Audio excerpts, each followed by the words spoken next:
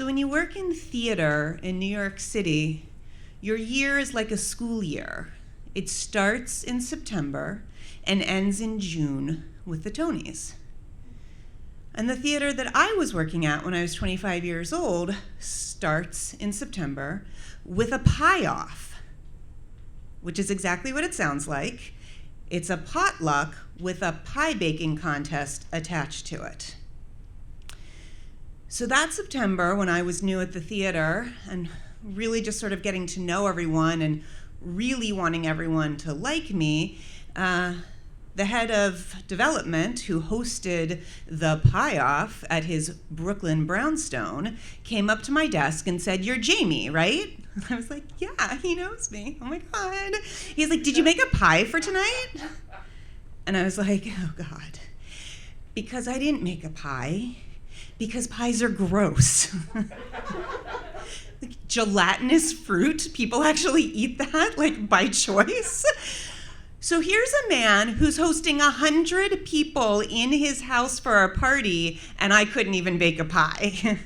So I was like, no, I didn't bake a pie. And I was about to explain something like a lie and say like, oh, I was making it and my oven broke, when he said, "Great, we need another judge." And I was like, okay, that's me. Which is how I came to be standing in front of 100 people I really wanted to impress, eating something that I really, really hated. And there was a lot of it. There was this huge kitchen island with all of these pies and gelatinous fruit for miles, and 100 people watching me and the 2 other judges eating the pies they had made. So my boyfriend, now husband, is sitting in the first row of the audience, laughing his ass off.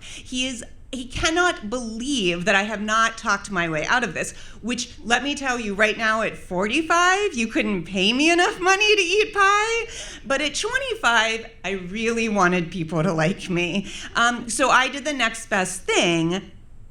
I tried to drink enough alcohol so that I didn't taste the pie. It didn't work. So now I'm drunk, I'm eating pie, and people are watching me. And somehow I didn't throw up, which is like maybe the best thing about the night. But at the end of the evening, my little department huddled up in the living room to say goodnight, and our normal working hours were 10 a.m. to 6 p.m. But the next morning, my boss had scheduled a meeting at 8 a.m. with an outside professional group and had expected us all to be there. And even before I got drunk and ate pie, I was mad at him because the next day was a primary voting day. And I couldn't wrap my head around waking up, voting, and getting to work by 8 a.m., which is a time I had not seen since I had moved to New York City. And so he's looking at us and he's like, "Yeah, I don't think we all need to be there tomorrow at 8 a.m. I was like, okay, this is good. He said, "Would any of you like to volunteer?" And thankfully, the intern, who never drank and lived around the corner from the office in Midtown Manhattan, was like, "I'll come in, I'll make the coffee, I'll take the notes." And I was like, okay, I'm drunk, but I know that this means that I can sleep in a little bit and still vote and get to work at 10 a.m. And I was like, okay, we're good. I'm gonna make it through the night, we're good. And so they had called cars to take us home, and so they were calling our names.